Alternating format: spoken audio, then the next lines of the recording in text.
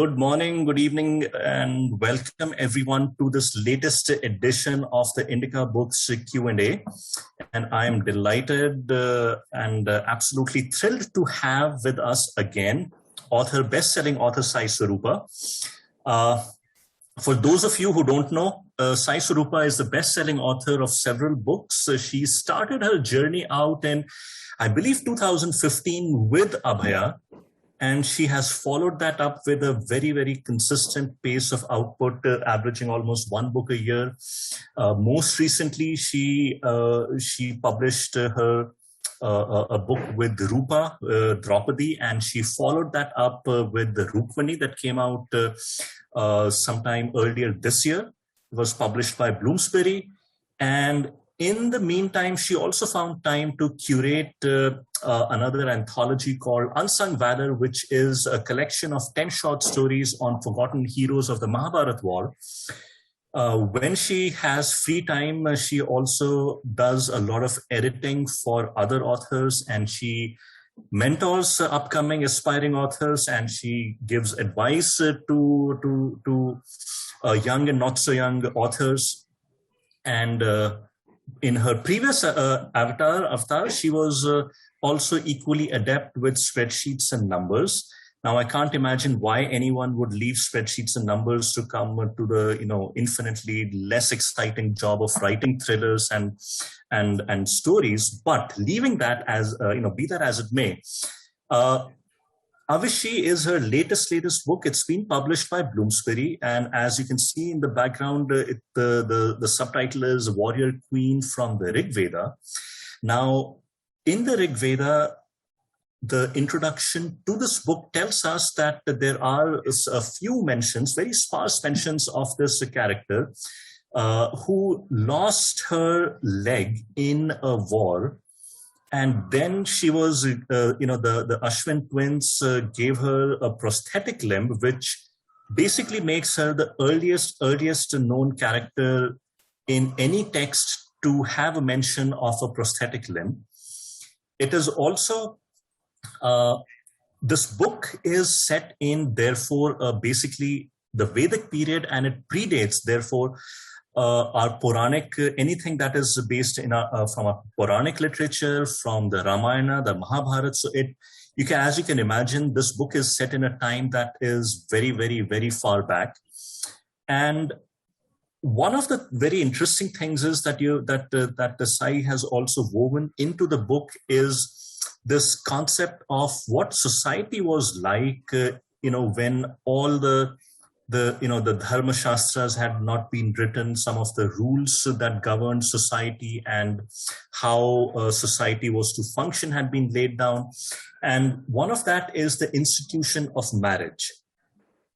In the Mahabharata, in the Adi Parva, we are told, and when Pandu is having this discussion with Kunti to try and convince her that they should have children, and why he cannot be the father of their children, he refers to a description. He says that at one point the dharma was that the institution of marriage did not exist, and women were free to choose their partners, and there was none of this institution of marriage. And then it fell upon, I believe, Shwetketu, who, after witnessing an incident with his mother, who was sage Uddalak's wife, to lay down the rules of marriage and so on. So it is also fascinating because very, very nicely woven with the entire story is the subtext of a society where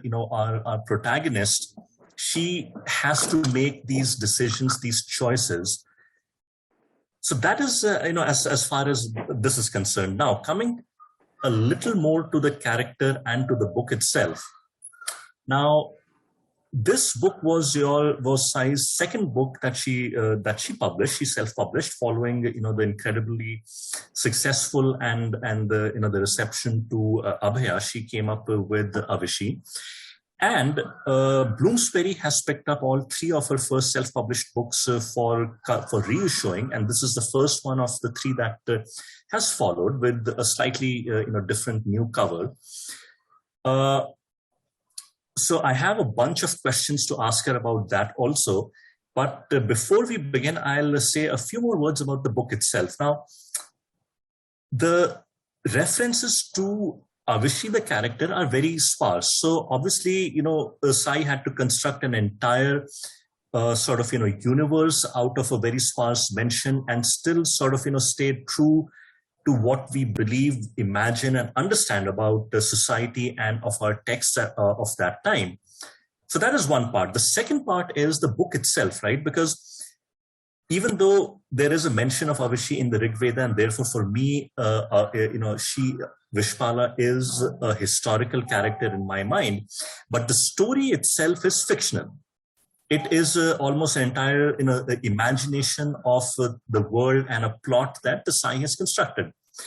So therefore, the experience is like, as with when you read a good fiction book, it hooks you from the very first chapter itself.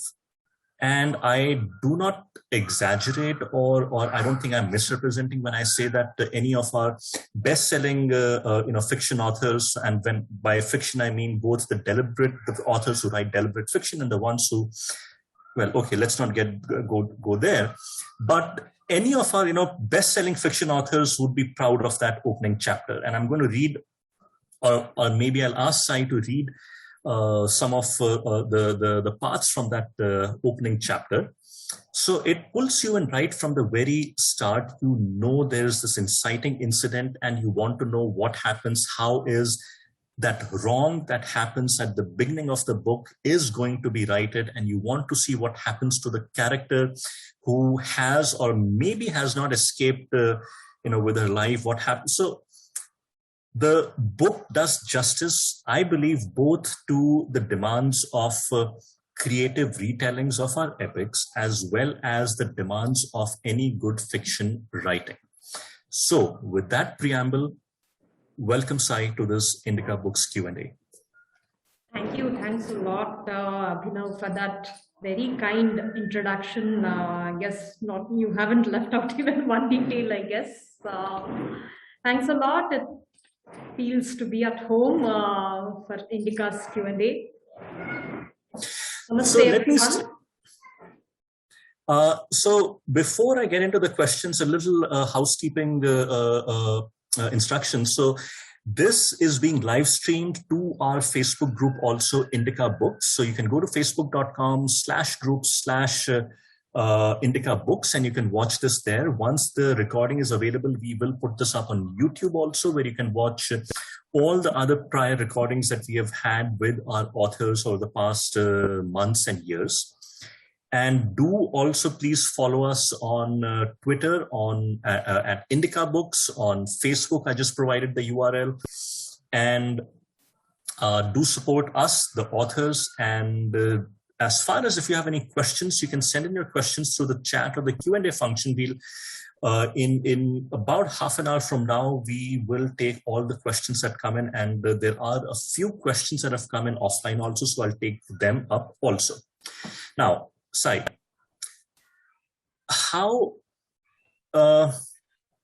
let me ask you, how did this character come to your mind itself? Because as you have yourself said in the introduction, there are very, very few references to this character. So what was it that made you first aware of her, and then to decide to embark on this very ambitious project to write an entire book on that character? Sure. So it started when I was researching, when I was still in the process of writing my first book, Abhaya, that is slated for relaunch sometime early 2022. During that, in one of those early scenes, I had there was a scene where the father, the heroine is a 6-year-old or 7-year-old motherless princess, and the father, his mother as well as plays both, and he's feeding her food, and he's telling her a story. And I wanted that particular story to be something inspirational, and I wanted it to be something about a woman warrior. And Abhaya's story itself is set in the Mahabharata times. So how do I get a female warrior in the pre-Mahabharata times? There were a couple of examples, like Savitri was a warrior.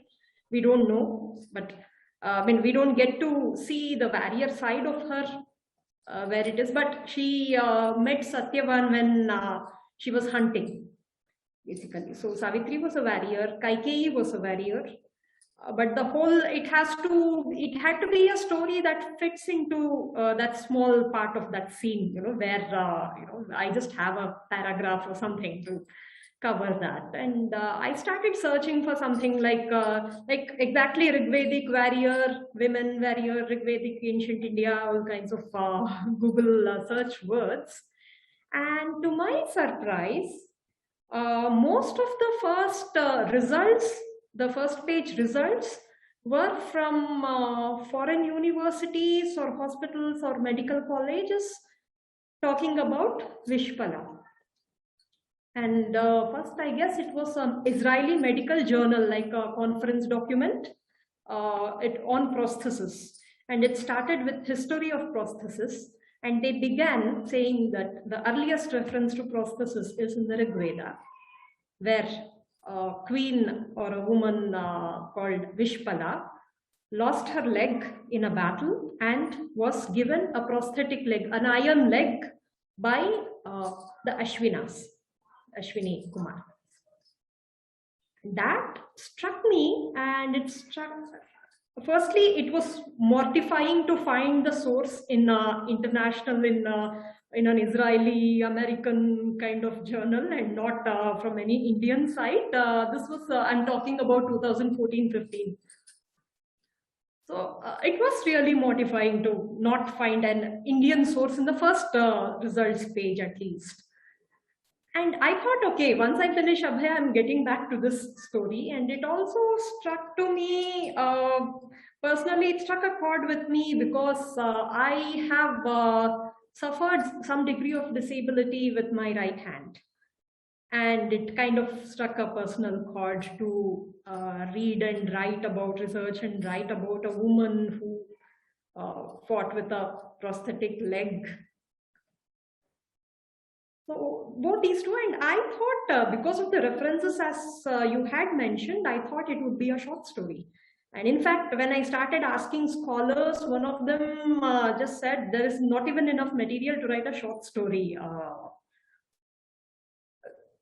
So, I mean, like a lot of scholars, they were, I mean, well-meaning ones, not that they found any pleasure in discouraging me, but they said, how are you going to describe the flora, fauna, you have to build a whole ancient world, because this is one particular event which is not alluded to in anywhere.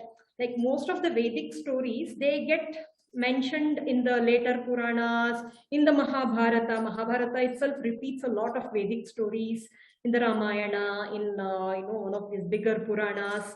All of them have a repeat of most of the Vedic stories. But this is one of those stories which doesn't get a repeated mention. Right. Correct. So, but it just struck to me that I had to really pursue this. And I was also working with a venture capital firm before I became a full-time writer. And there was one incident where we were trying to fund a low-cost ventilator firm. It's very relevant to these days in COVID times to have that ventilator at a lower cost.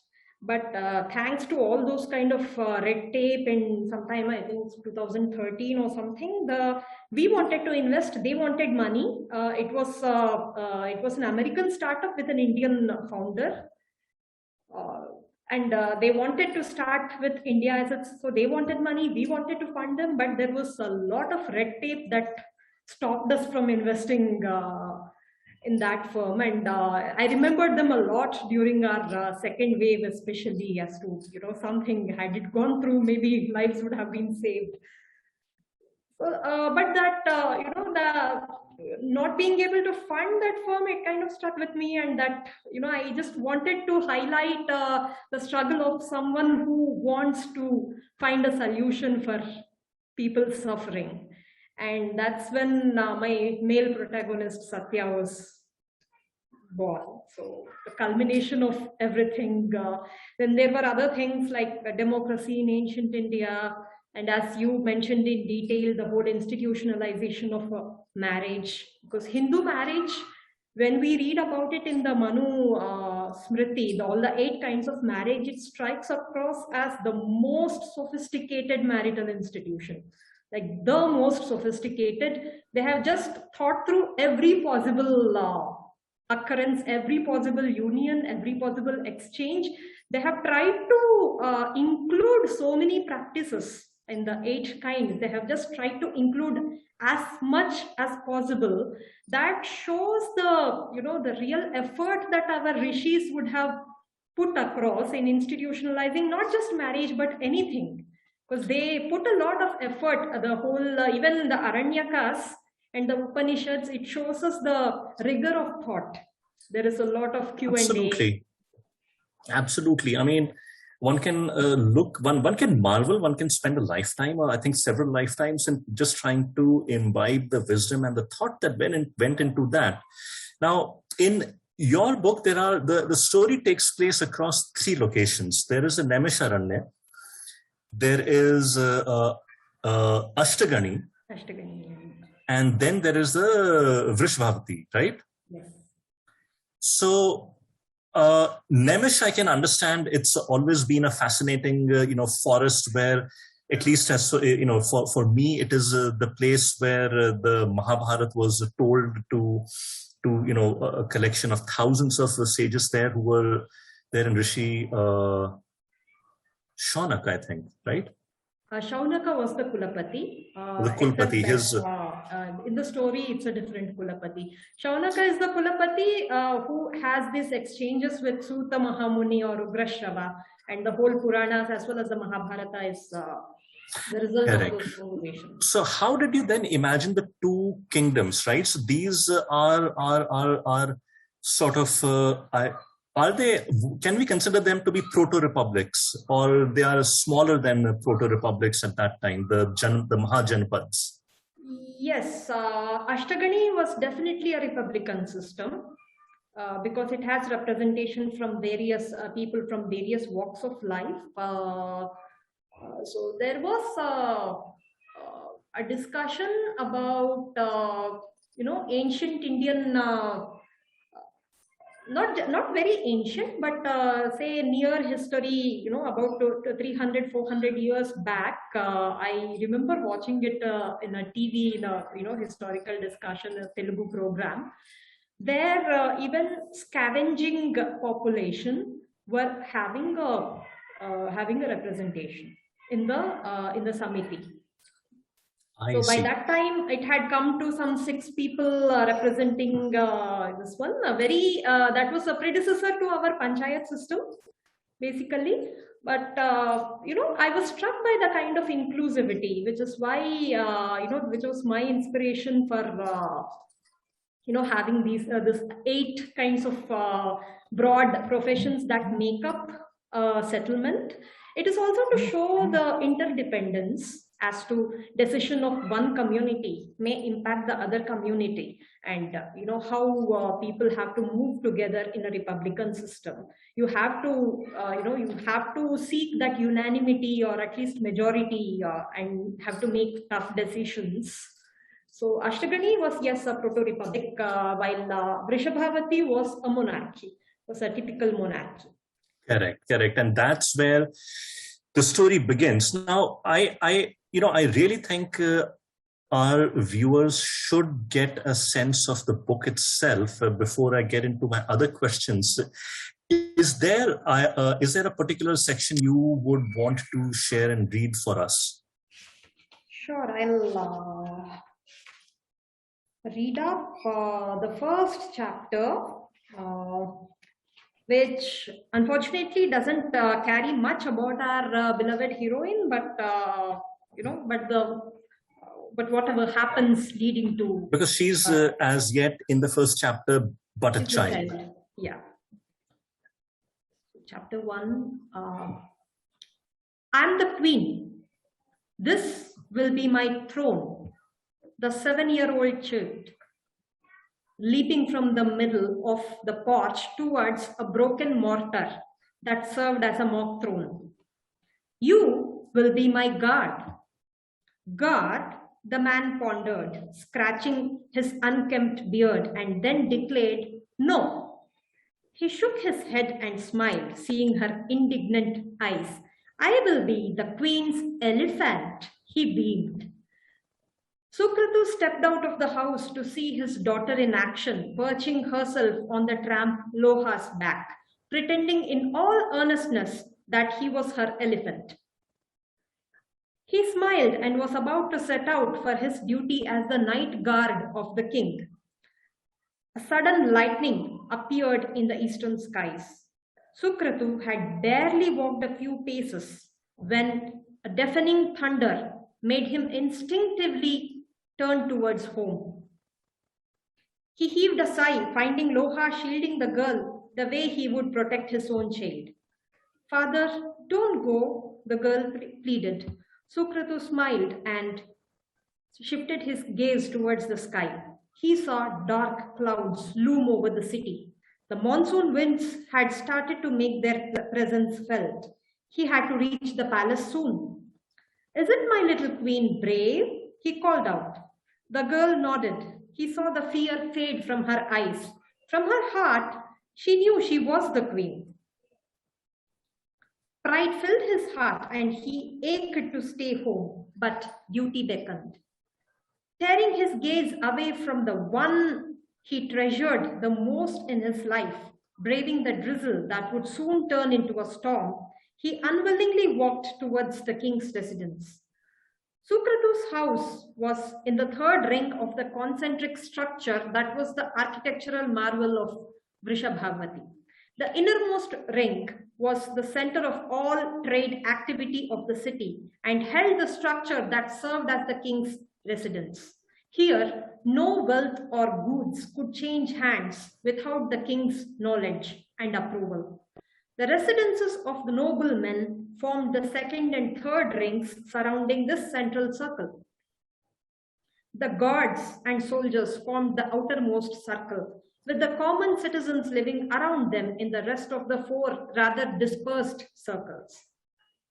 As per protocol, Sukratu approached General Ugra's residence quite ahead of his reporting time, an hour before moonrise. He walked into the empty courtyard, but the rain made it impossible for him to stand there any longer. He knocked at the giant wooden door fervently. The doors creaked and a strange woman, clad in a dark indigo-hued garment, opened them and glared at him with a frown. General Ugra, Sukratu knew, was never faithful to one woman. His superior's romantic exploits were not his concern either, but something about the woman at the door disconcerted him.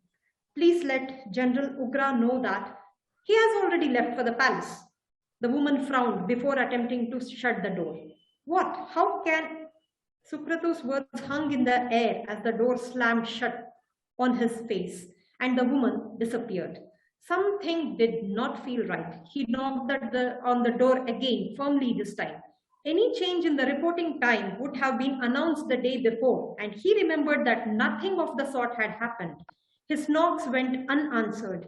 Frowning and muttering under his breath, Sukratu hurried towards an empty cowshed 3 houses away from Ugra's place, hoping to catch his companions, who he knew would be equally surprised. The first to arrive was Khela, the 18-year-old guard holding a metal shield above his head, the newest addition to the king's guard. Khela was related to General Ugra, and Sukratu felt that his position in the king's guard was largely a result of undue favors that Ugra showered upon an otherwise impudent boy. "Sukratu, by the great Varuna, I should have come to you earlier." Khela hurried towards him. Pausing for breath, he added, "Our platoon has been given relief tonight. It was a sudden decision and I personally informed all the others." "Relief for tonight?" "That happens only when our guarding hours changed from night to day." "Night to day," Khela completed in a hurry. Now come with me. He turned towards the western direction, and the javelin he held started to sway dangerously and came close to grazing Sukratu's arm. The older guard's instinct made him dodge the cut. Where? Sukratu hissed, visibly annoyed, first with the fact that he was kept in the dark about the change in guarding hours, and then about Kela's irreverent behavior. And watch who your weapon hurts, boy. So Kela shrugged and changed his hold on the javelin. We are now going to the place. He winked, stretching his hand in the direction. Follow me. This is the only night we get to have some fun.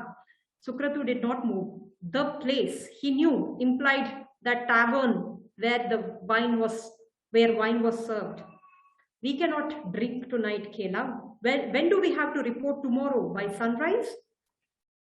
You ask too many questions. The rest of us are there too. That does not answer my question. Well, I don't know and I don't care. The palace is paying for the wine. Are you coming or not? The last sentence sounded more like a threat than an invitation. Sukratu had an urge to give the youth a piece of his mind and storm back home. His daughter would be overjoyed to see him before she went to sleep. It gnawed at Sukratu's heart every day to leave her in Loha's care. The tramp who had begged him shelter about 6 months ago and then became a part of his life. The girl had liked him instantly and had begged Sukratu to let Loha live with them. And he, despite his misgivings about the tramp's origins and his unkempt appearance, could not refuse his only daughter.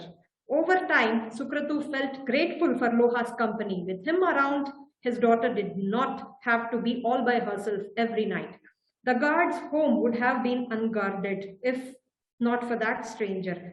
Sukratu brushed aside these thoughts and had almost decided to go home when the thought of meeting other senior gods and clarifying the confusion struck him.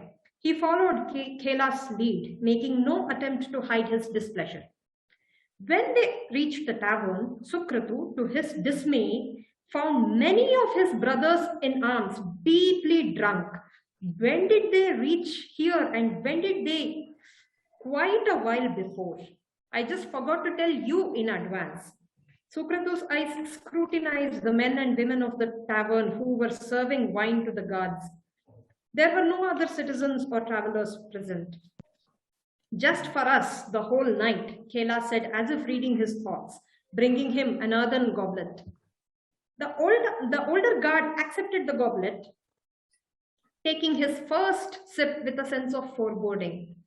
Where were you all this time, old friend? The voice belonged to Tunga, one of the senior guards in the platoon. The grin on his friend's face brought a smile to Sukratu's lips. Tunga, what is with the sudden change in our guarding hours? The king, that imbecile, has finally remembered that we are humans too. Tunga guffawed, emptying his goblet and waving vigorously at a serving woman who obliged with a seductive wink. She approached them, skillfully distributing her attention towards both the men, winking at Tunga and pouting her lips at Sukratu. Her brows rose at Sukratu's filled cup. Don't keep the Sura and the Sundari waiting, my love. Serving Tunga his wine, she placed her fingers upon Sukratu's shoulders, digging her nails into his skin for a moment, locking her gaze with his, and turned around swiftly, letting her light upper garment rest on his face for a fleeting moment. It was an unquestionable and not so subtle invitation, and Sukratu knew it. His attention, though, was caught by the color of the garment, which was indigo. All the women of the tavern were wearing cloths of the same color, and so did the woman he saw in General Ugra's house. Was the woman at Ugra's house lying that he was at the palace when all the while he was still at home? If the general and the whole platoon of night guard were lying down drunk, who was minding the security of the king? Sukratu looked at the rest of the guards. No one seemed sober enough to talk. The only sober man, Kela, had disappeared.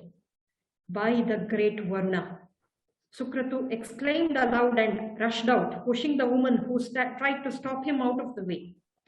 He raced to the king's residence as fast as his legs could carry him. The huge wooden gates of the palace were closed and secured from inside. The rain lashed, drowning his cries. Misgivings regarding the king's welfare made him shudder. He had to meet General Ugra. Something told him that the general had his reasons to send the whole platoon of guards to enjoy a drunk night. He was a guard who had sworn to protect the king with his life, and the general owed him an answer. Sukratu rushed to General Ugra's house, located in the first ring of the residences built around the royal mansion, determined to confront him. That, Sukratu realized later, was the biggest mistake of his life. At the gates of the general's residence, he saw a familiar figure hurrying out of his house, carrying a heavy bundle on his shoulders. General Ugra, he called out, feeling relieved. The figure was startled and the bundle fell to the ground. Sukratu came to a sudden halt as he realized it wasn't a bundle at all, but a blood-drenched corpse. A stroke of lightning from the sky revealed the face and the very familiar graying curls. Sukratu froze for a long minute before he could speak again. King, something hit him on the head before he could utter the name. Sukratu staggered, reeling at the impact, clutching at his long sword in a vain attempt to defend himself against the next blow. Finish him, he heard the general shout from behind him. Before he turned around, Sukratu felt cold metal tear into his back. Lightning struck, revealing the silhouette of the person. Sukratu recognized him, Khela. The javelin stabbed him again. Thunder drowned his screams, falling to the ground with the weapon still stuck to his back. Sukratu lifted his sword and managed to slash Khela's palm, though the latter, unlike him, was vigilant and alert, steering his mind away from the menacing duo, knowing very well that he could not last more than a few moments. Sukratu's thoughts went to his innocent daughter. She would now languish as an orphan, remaining in the dark about the monsters who killed her father. Or would they kill her too? Sukratu would never know. Yes, as I said, this is something that, if I were at a bookstore, if I were to chance upon this book, knowing nothing about it, and just go through the first few pages, I think that would be enough for me to pick the book up and buy it. So, which leads me to some of the questions that I had and also which have come in from a few of our viewers. So, from Deepak and Arun, there is a common enough question, and as we know, both are debutante authors. Deepak is one of the authors of the anthologies Unsung Valor, and Arun Krishnan's book is coming out in a few weeks now. So congratulations once again to them. Their question touches upon something that you and I had covered in the previous Q&A, so you can probably guess what the question is. So it is, what do you feel about retelling the epics? Because most of your books have been about taking characters and then drawing a story from the characters and the incidents that we know about. So where should an author draw the line while retelling stories from the epics? And how much leeway should an author have when retelling stories from these epics in terms of sticking to the original storyline? Because so all the different questions that we and people have, that okay, this is a distortion, this is a retelling, this is an imagination, this is not done, this is done. I don't think there's any right or wrong answer, but I think there are still some do's and don'ts, I think, right?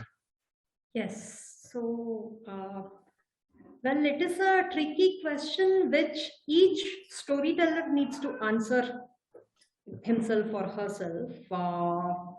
In fact, I keep asking this question to myself before every book, during every book, as to what can be done. And sometimes even following what is written becomes so difficult. The way the character emotion, the pathos builds up, builds up with the fury, and you can't accommodate the same incident that happened, that's written in the source text.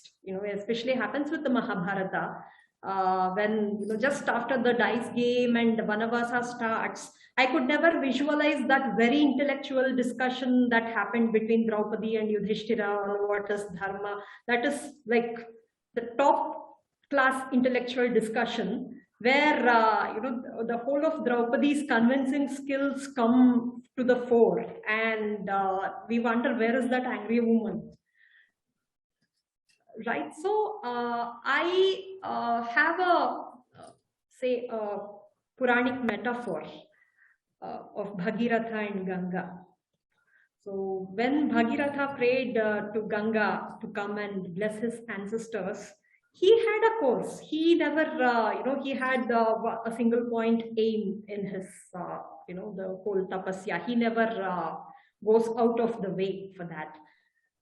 But Ganga doesn't follow him, without, exploring her own journeys, right? She splits, she regroups, she divides herself into tributaries, and they again regroup somewhere. In that whole journey, she transforms a lot of lives, but she manages to reach where Bhagiratha wanted her to. So I think as long as we keep the heart of the Rishi, the heart of Veda Vyasa, or heart of these Rishis who have composed these suktas or the stories or the Puranas or the Smritis, as long as we keep the heart of those Rishis as our guide lights, I think we are free to take liberties. But yes, where to draw the line is something which we need to keep questioning ourselves and answering to ourselves. It does, and I don't think we will ever get to a very definitive answer on that question, but I think to the extent that one stays, I think one has a right, what is the word? Shraddha. I think the other things will take care of themselves. Yeah. So there's one question by Arun, who asks, all your books are about powerful women characters. Do you think you will ever write a book on male characters? Yes, I very much want to. It would be a nice creative break to write on a male protagonist. The protagonists I have in mind are Satyaki from the Mahabharata. He's one of the most unfairly ignored. He's a real unsung hero, man, not Karna. There are 200 books about Karna, but Satyaki deserves that epic level novel to himself. That's one story I would like to explore, but after taking a small break, a short break from the Mahabharata itself. So that is one thing, and I'm also exploring some medieval history, historical heroes from medieval India, medieval southern India. They are Vema Reddy, Araviti Somadeva, and they are these warlords. Yes, they became kings, but they started out as warlords under Kakatiya Empire. And after the fall of Kakatiyas, before the rise of Vijayanagara, those 50, 60 very turmoil-filled years, in those decades, they held the fort of India. So most of them. So I want to explore those stories. Good. I think something to look forward to then. So you have a full plate of writing on your hands. Excellent. Now, moving to some more, now you had Avishi that was picked up by Bloomsbury into a book, into a book that they would publish. Now, obviously, I don't think, as far as an author is concerned, a book is ever finished. It's basically, they just decide to stop, abandon it at one point.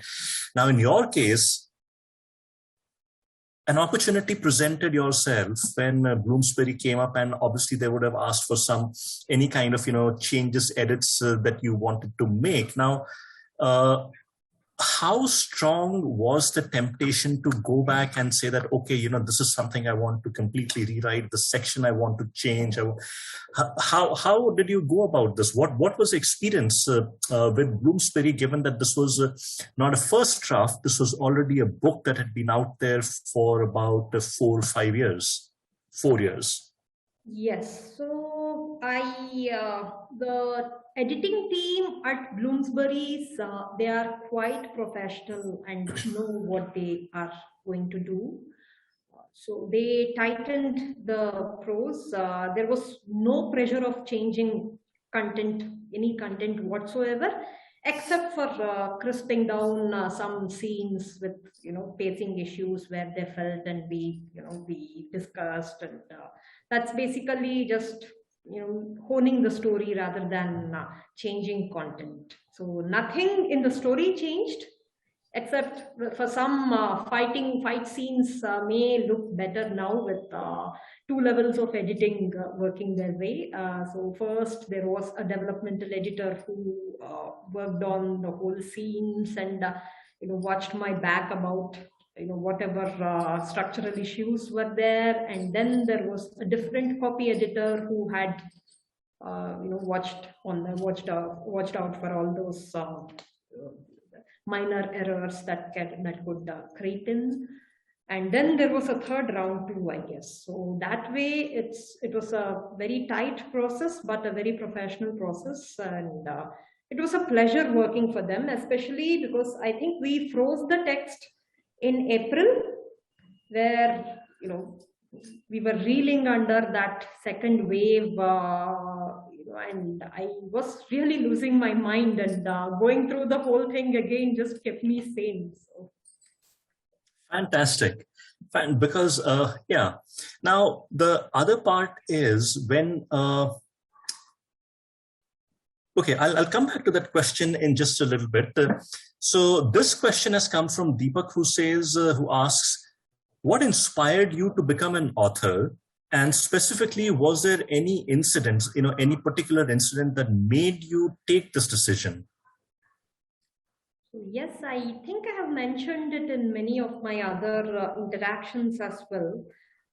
My first story, Abhaya, it sprung out of a conversation I had with my Muslim friend during high school, college times, where she was wondering why we love Krishna so much, even though he has so many wives. And then I told her the story of Narakasura Vadha and how Krishna had to rescue those 16,000 women who were held against their will and had nowhere to go after killing Narakasura. And yes, unlike the way things get dirty in social media with name calling and all, those were the times where we used to have civil discussions without malice and without inhibitions also. So that way, I mean, she was convinced, but that time I had this not fantasy, but a very strange urge to look at the world, experience, or explore what one of those 16,000 women would have felt.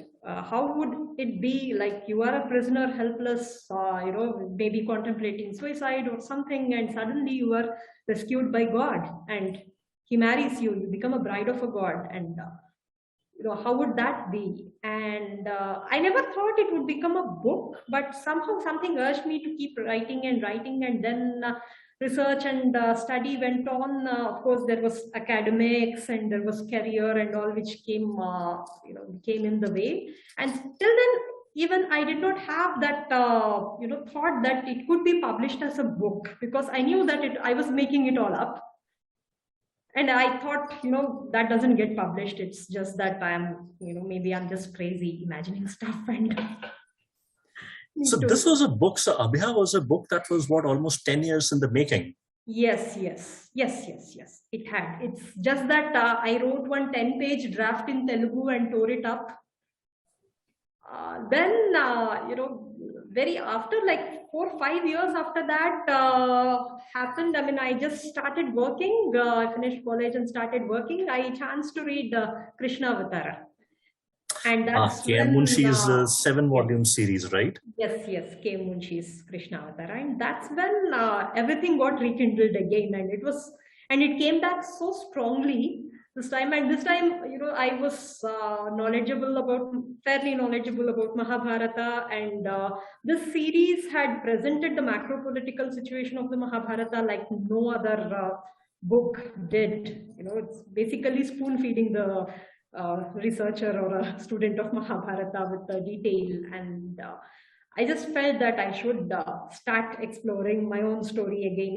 It just struck me that, okay, we can publish good feel good fiction also, because before Krishna Avatara, I did read a couple of these Puranic fictions, but from authors who rather did not have the Shraddha. I won't take their names, and I didn't want to be one of them.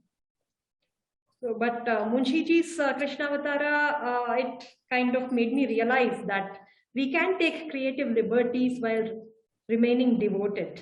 And if we have the love, Krishna will indulge us with our own imagination. And that's when I started rewriting about it. I think very true. I think when ego overtakes Shraddha, I think that is when we get some of the examples of the works that we see nowadays. And I agree, they need not be dignified by taking either their names or the books and so on. But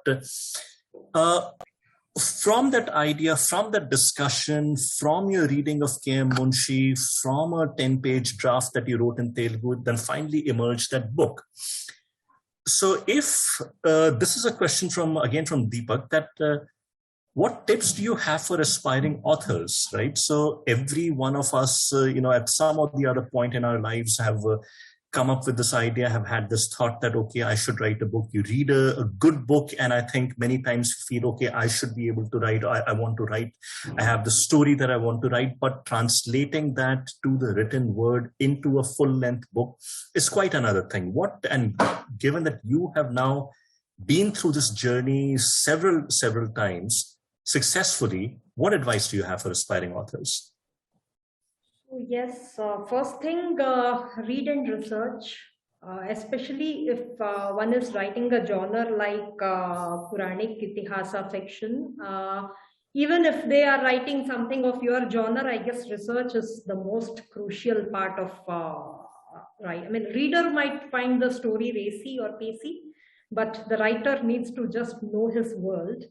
And one of the very, the most valuable advice I got even from Western authors is to, especially the first 25% of your story, we should have imagined the world at least 3 times larger than that. All of it might not get written, but we should just know what is going on in places connected to the story, though it is not mentioned in the story. That should be, yeah. Let me just ask you that, how does one go about that? So, when writing historical fiction or, a derivative fiction from the Puranas or so, how does one then go about imagining, this world that is 3 times larger than the canvas of your story? Basically, it's about world building.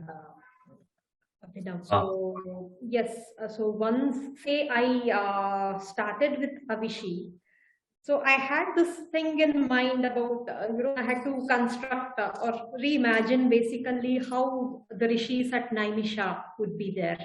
And there were those times where written word did not exist. So everything was Shrauta.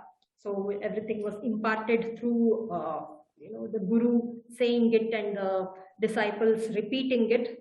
So some of them would have those lightning memories, some of them might need repetition. So what used to happen is in these large ashrams is that 1 or 2 disciples would have that lightning memory.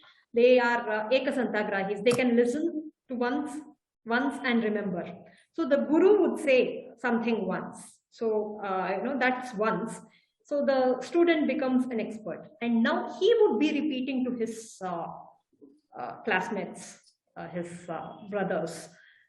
And then there are Dvaisantagrahis and Traisantagrahis and others. Right, so there would be this kind of whole system, and Ekasantagrahis, they would be skilled in, they would just remember everything that they see. So they make for very good travelers. Right, they would travel across, they could remember whatever happened, they could report back. So I think they would be the best guys to carry out the smriti. They would be the ones who are carrying the whole legacy of smritis. Right, so all these things. And then there would be people whose memory may not be very strong, but they would be very strongly focused on their domain, be it medicine or be it statecraft, be it, because their skills is in analytical, not the rote part, but in analytical and, and devising solutions kind of part. So these two would be functioning in tandem, because there is no written notes to take. So all these parts of world building, make, that has to be part of our research. So I imagined almost 10 to 12 discussions happening in the Naimisha, none of which made to the book, but about how people would be discussing about statecraft or ministers or taxes or something like that, and how the things would be noted down, who would be doing the MOM of that whole discussion. That would be an Ekasantagrahi again.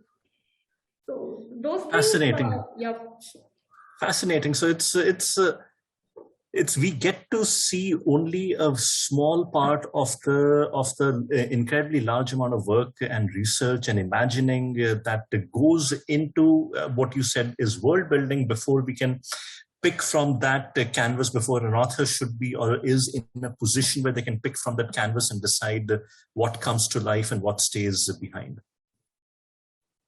Yeah. So that's about reading and research, and then it stays about writing, because a lot of what we what we imagine, it just stays in our mind and refuses to come down on paper. Once we start to sit to write, and that forms a block. That's a lot of these authors that I meet, aspiring authors that I meet, they say that they're not able to put what's in their mind. So, and I have questions on that. I think that's a very, very important part you've brought in, because often enough it so happens that in my case, or if with some other writers that I have some discussions or chats about, it is very, very vivid in the mind. But when hand goes to the keyboard, and that's what I think a lot of people now use to write on, that is on the computer. But when hand goes to the keyboard and the words start to appear on the screen, they bear no resemblance to the richness, texture, vividity, emotions that stay in the mind. Do tell us a little bit about that. So I face it every time. And I am facing it with one of my work in progress manuscripts. So the problem is real. Doesn't have one solution, but the way I have theorized it in mind, one thing is that we are afraid to write badly, right? I mean, we expect too much from ourselves in the first draft. So one thing is that we should be able to face a bad draft.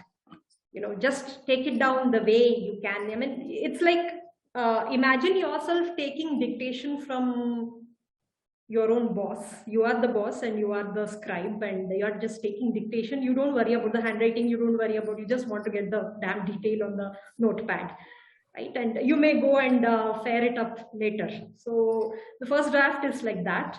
Just take it down, take every detail down. Don't worry about the flow or the pacing or the punch or anything, but just put it down, download it.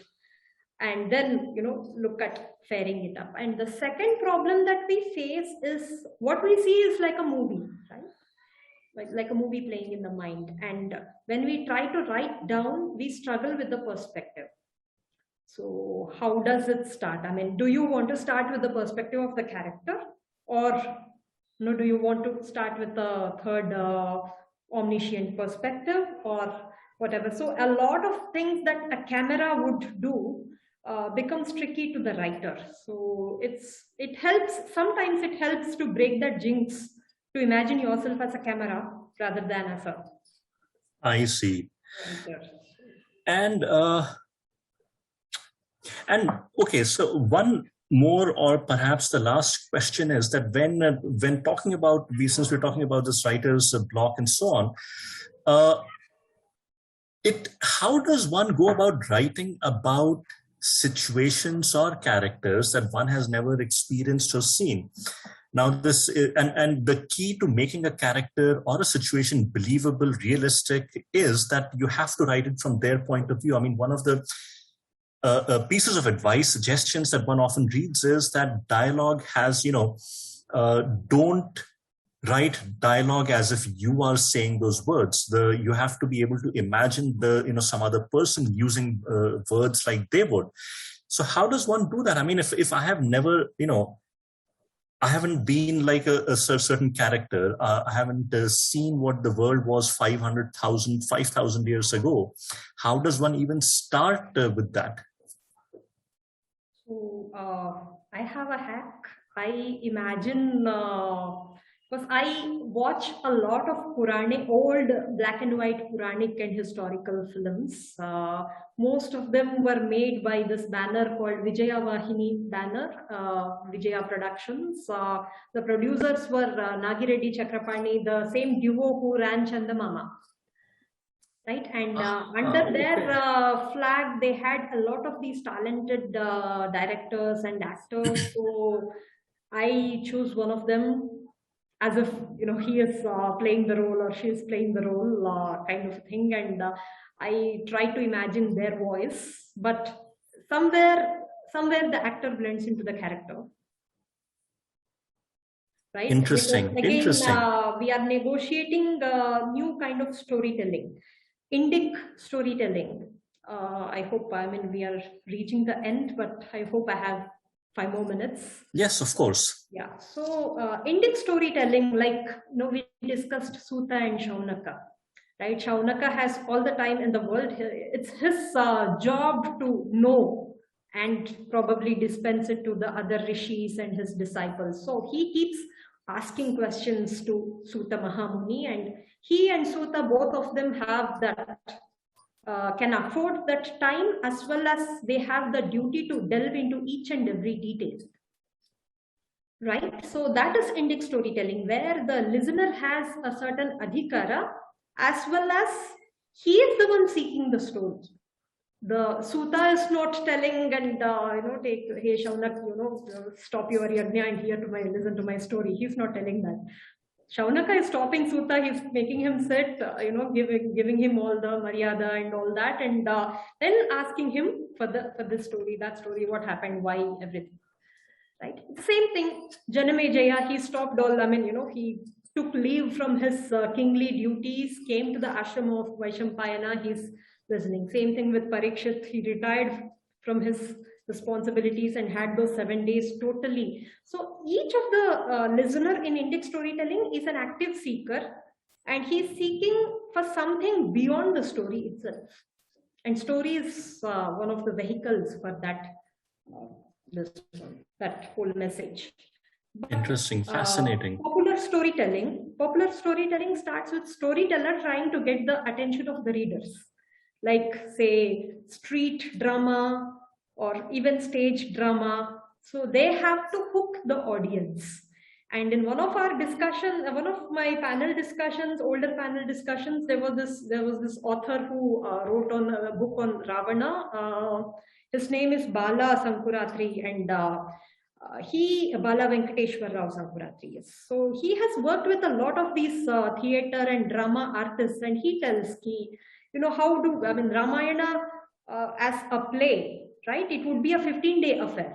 And today I would end, today if the audience goes, how am I going to bring them back tomorrow? So he has to end with that hook. And even Sita Swayamvara, okay, there is a Shiva Dhanush, and everybody knows that Rama is going to lift it. So, and they would probably think, yeah, I mean, these guys are going to show the Kalyanam for half an hour, so why go and watch it?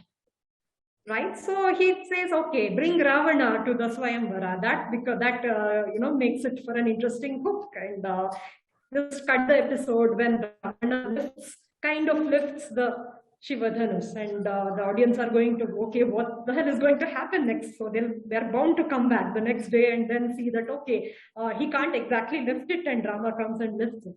So these are the techniques of popular storytellers. That is the pushing the story. They are pushing the story. So they have to invent ways to retain the listener's attention, or viewers' attention, readers' attention.